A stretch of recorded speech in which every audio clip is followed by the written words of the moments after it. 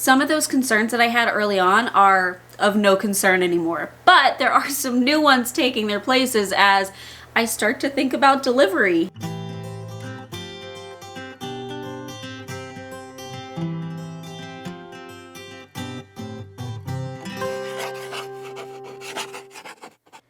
Hey guys, it's Maggie and I am back today, and today is going to be sort of an update video based on one that I made a number of weeks ago, and that is concerns relating to ostomies in pregnancy.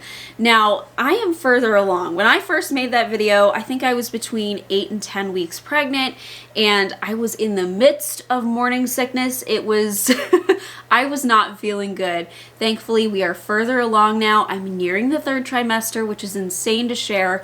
And I'm not dealing with the morning sickness like I was before. I have occasional nausea, but nothing like that. I shared a number of concerns relating to my ostomy in pregnancy because as your body goes through these changes, it can impact your stoma and how it works, how it functions. And so I thought of all these things that, you know, when I thought about my future growing belly, would these impact me? Some have and some haven't. So I'm going to go through the concerns that I originally shared and kind of update you on where we are today and also share some new things that are popping into my brain. One of my first concerns had to do with my ostomy output changing. And I had that concern because it was one of the first things that I started to notice. I was like, I was on a continuous flow. My stoma felt like it was never stopping, which really made it difficult to do bag changes. When your ostomy is constantly having output, it's hard to take your bag off. This is not a new issue for me. You know, I've had that outside of pregnancy, but one of the ways that I would help control that is by eating food. There were certain foods that I knew would help slow my ostomy output. And in the 1st trimester, when I was I was really sick to my stomach, nothing sounded appetizing. It made it very difficult to manage that. This is one of those concerns that thankfully has subsided because the morning sickness I noticed tapered off around 16 weeks. It's when I really noticed a change, and I would say around 20 weeks is when it pretty much was gone. Now, if I smell something funky or there's an odor, I notice that can kind of trigger a little bit of nausea, but I have not had the morning sickness since I would say somewhere between 16 and 20 weeks. Like, I've been good. So that has made eating a bit easier, which makes my output a little bit easier to handle. I also think that as pregnancy has gone along, I've experienced a very common symptom in pregnant people, whether you got an ostomy or not, and that is a bit of like slowing down of your intestines. A lot of people in pregnancy seem to experience constipation, but for myself, it's like it brought me to a regular level. Like, I would say that actually at this point in pregnancy, my ostomy is easier to handle than pre-pregnancy. It's slowed down enough where I feel like I'm absorbing more nutrients and I'm absorbing more fluids, so that way I'm staying hydrated much easier than normal. So that has actually been a benefit with this. This is also really great because I have struggled with not just my ostomy, but my Crohn's disease, with gaining weight, maintaining weight, and in pregnancy, this is the first time in my life where I have really not had to worry about it too much. And that's fantastic because I had that concern. I had that fear that I wouldn't be able to gain enough weight or get enough nutrition to not just maintain myself, but also grow a baby.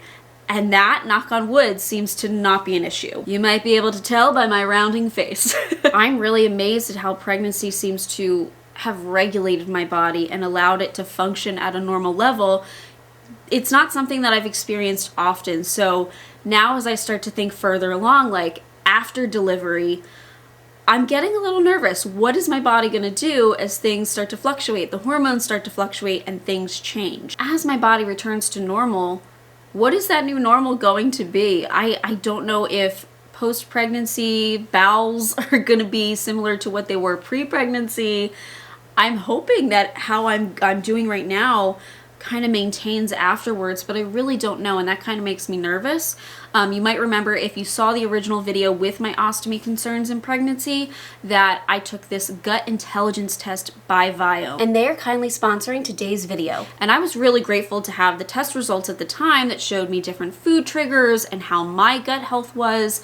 but I couldn't do a whole lot with it because I just felt so sick to my stomach. Now that that morning sickness has gratefully passed, I'm actually starting to think about postpartum and planning for that. How can I set myself up for the best possible outcome when I'm trying to hopefully breastfeed, hopefully we can do that, and care for a newborn baby. I really want to maintain the stability that I'm currently experiencing with my bowels after pregnancy, and one of the ways I'm doing that is taking my results from my gut intelligence test, looking at the food triggers that I have, the recommended foods that I should stick with, and slowly implementing those changes to hopefully maintain stability afterwards. What I loved about this test was that it provided really personalized food suggestions based on my gut health, not the general population, but my gut health is what it was looking at. It arrived discreetly to my door, which is important for so many. It was very detailed in its instructions. It had all the supplies to take the test.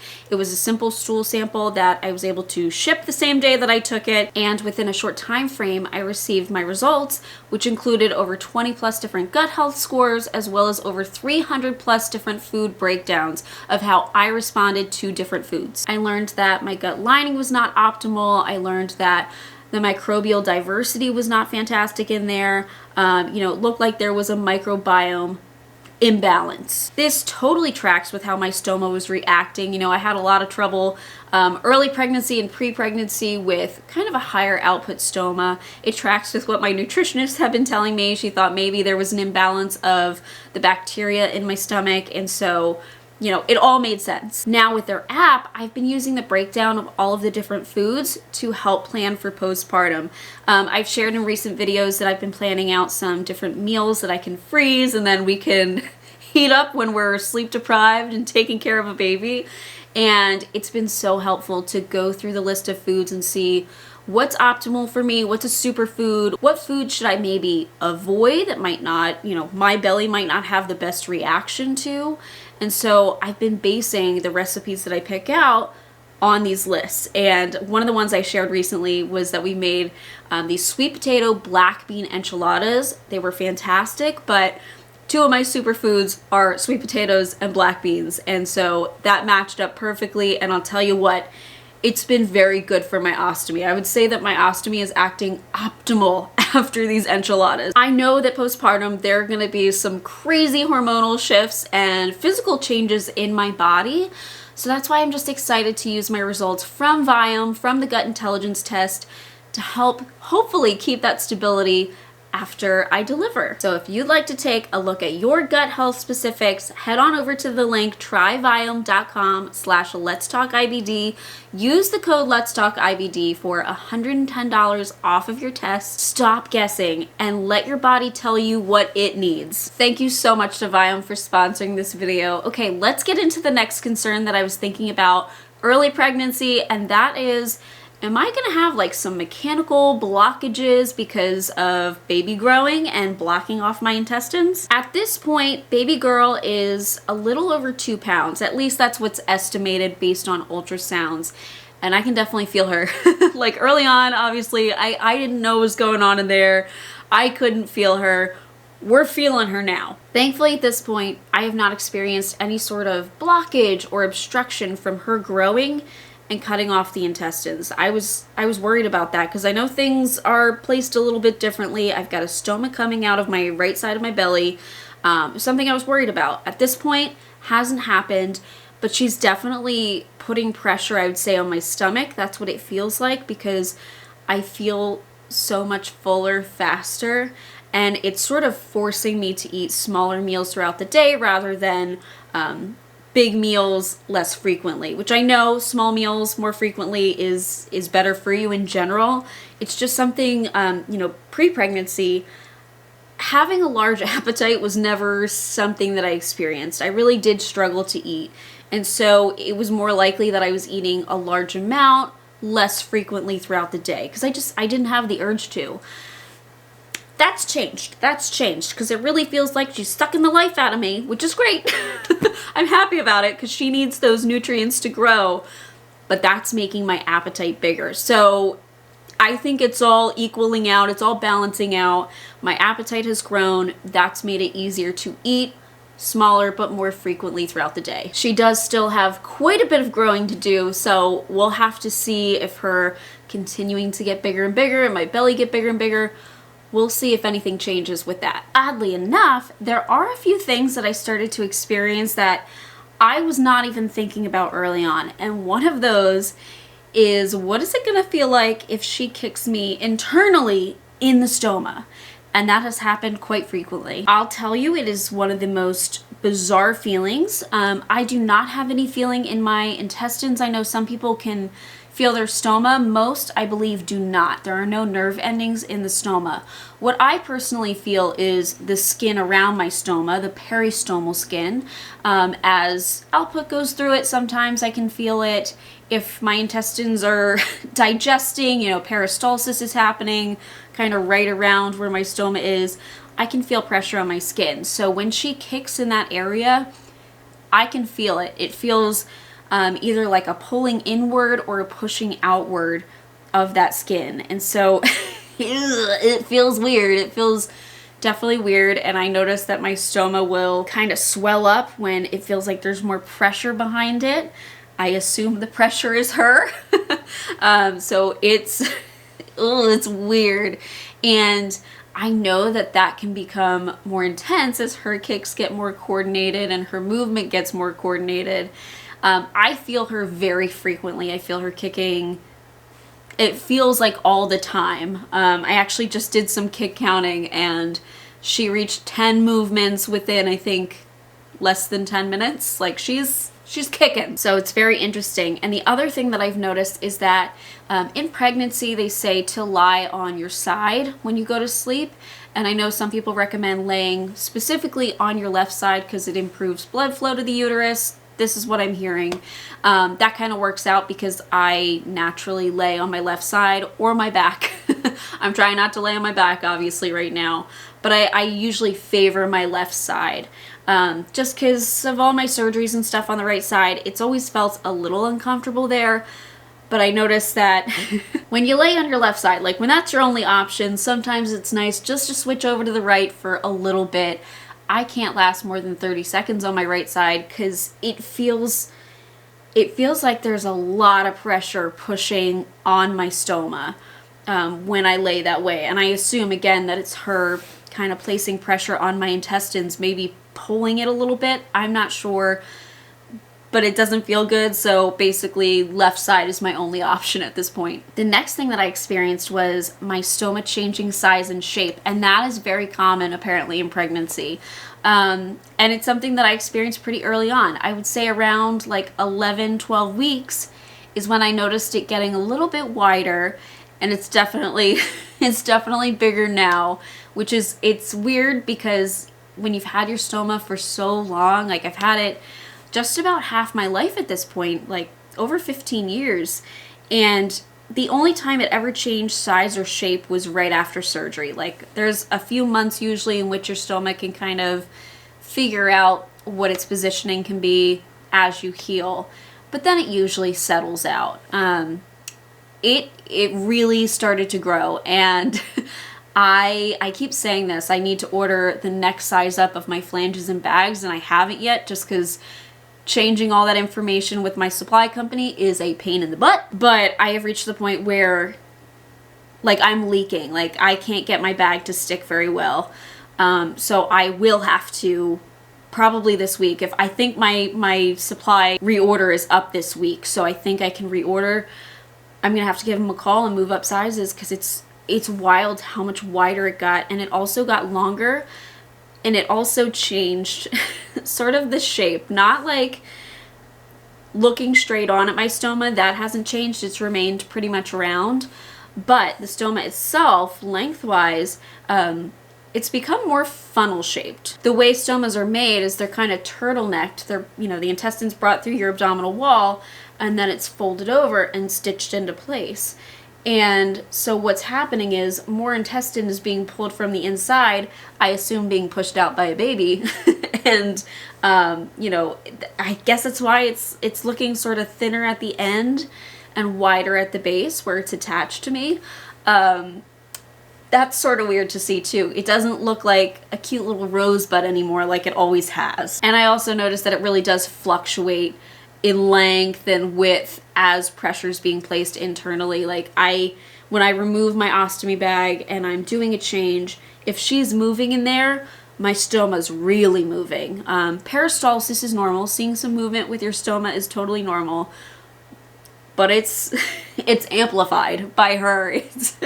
You can really see it moving. I kind of already said it, but yes, changing supplies is also becoming very necessary. And it's not just the flange and the bag size.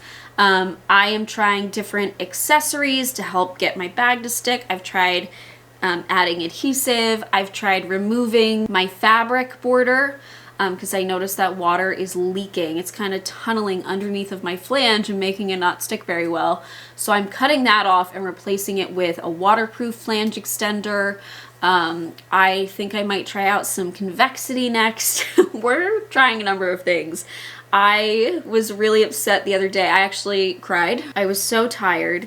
And I had just done a bag change the day before, and it's actually the clip that I'll put over me right now. I did that bag change, I felt really good about it, and the next day I could already feel it peeling off of my skin and causing some leaking and some skin breakdown. Like, it was a little bit painful. And so I was so upset because I was so tired. I was ready to go to sleep. And I had to do another bag change like a day after, which I'm not used to. But I am finding that more frequent bag changes are helping. The fresher I seem to keep things, you know, it's kind of easier to prevent it. Because once I let my bag go for too long, the ring that I use starts to break down and everything gets a little gunky and it's a lot harder to clean my skin. So that's... more frequent changes have been helping too. Another issue that I was worried about was, is it going to be more difficult to see my stoma? I've heard of some people, if they have lower stomas, that they tend to like go towards the bottom of the belly, underneath of it, and then it's you can't even see it. Thankfully, that's not been an issue for me. My stoma has maintained its spot in the middle of the belly, so I've had an increase in growth above it. As well as below it. So it's maintained the middle of my belly.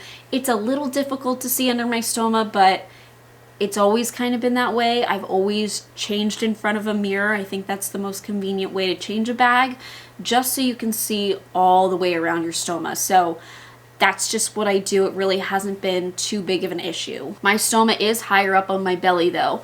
I do believe that if I had a lower stoma, it could be a problem because I can't see what's going on down below, okay? Those days are gone. Like, we've reached the point where my belly's big enough that I can't see. Another thing that I worried about was how my belly growth would impact my scar. And that still is kind of a concern, especially when it comes to like pushing in delivery. But I'm really grateful to say that my scar has really maintained its integrity. I have this big midline scar that was not planned for when I had my ostomy surgery, but it's what happened and we're dealing with it. And I think that over the years, you know, it has been a long time since I received that incision. I think that the tissue is just, it's a good scar. I recently described it as rough looking, and I didn't mean it in a way to judge myself about its appearance. I said it because that was not how it was originally put together. It was a nice proximal incision and had nice stitches all up and down it, holding it together, and then it started to split open. So when I say rough, I'm like, I say rough because it's not how it was supposed to look. It healed from the inside out. It left me with a bit of a canyon, but thankfully that canyon scar is holding up really well as my belly grows. The only thing that's happened is it's sort of flattened out a bit. And the other thing is, when I'm wearing clothing, like a tight-fitting shirt, if I look down, I can actually see the valley of my scar, which is not something, you know, pre-pregnancy, if I was wearing tighter clothing, I wouldn't be able to see where my scar is. Now I can. I don't think anybody else can notice it though. The last concern that I had, and I didn't know how I was really going to react to it until it happened, was people touching my belly. I've heard so many stories of pregnant women having people come up to them and touch their belly without asking. And it does happen. It does absolutely happen. I've had it more than once at this point. And I'm okay with it. I am okay with it, especially because the people that are doing this without asking have every single time only touched ostomy bag. I had an experience a number of weeks ago at this point of somebody touching my belly, and I know that they only touched the ring of my ostomy bag, and when they pulled their hand away, I could tell in their face that they were like, oh. Yeah, most of the people that touch my belly, like my sister-in-law, she came over to me and she's like, hey, I'm gonna touch your belly. And our relationship that's totally cool with me. I was like, absolutely. And she knows me well enough that she knows where my ostomy bag is located. And so she reached over to the correct side where there's actually skin that you can feel should she be kicking. And so I laughed and I was like, thank you for touching the appropriate spot, because otherwise you might just be touching a full ostomy bag, like, to be honest with you. And she laughed and she was like, I know you, girl. I know not to do that. I find it so funny though that, you know, with my ostomy, just pre-pregnancy, I was not a huge fan of wearing tight-fitting clothing. You know, it was more of a hassle. If my bag filled at all, I felt like people could see it. Not that I'm so concerned about that, but it was just, I don't know. I don't want the first thing that people see on me to be my ostomy. Now that I have a cute little belly, total opposite. I want to wear all the tight-fitting clothing. I want people to see that I'm growing this baby. I want credit for it. So yeah, my wardrobe has changed. Like, I want to wear the tight-fitting shirts because look at how cute she is. Anyways, if people want to touch my belly and I see them kind of reaching towards me, I direct them. I direct them to the side of my belly where there isn't a bag, and it's that simple. I'm really glad that I'm able to update you on how my belly's growing and how she's growing, and just like how grateful am I that my body is allowing me to do this, that it's allowing her to grow appropriately and so well at this point. This has really allowed me the ability to plan for the future.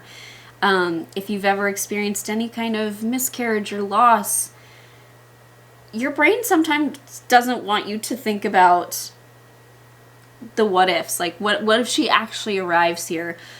But because things have gone so well so far and she's just growing and kicking, it has allowed me that, and it's wonderful. I mean, planning out her room and planning how we're gonna have our routine be, and thinking about how we're gonna handle different situations. That has been so fun for Zach and I to do together. Like, we talk about it pretty frequently, and it's just so fun. So anyways, remember, if you are interested in your own gut intelligence test from 𝙗𝙗𝙗 and you want to take the lead on your own gut health and really find out what's happening inside of your body, make sure to head to the link in my description. Use the code LetsTalkIBD.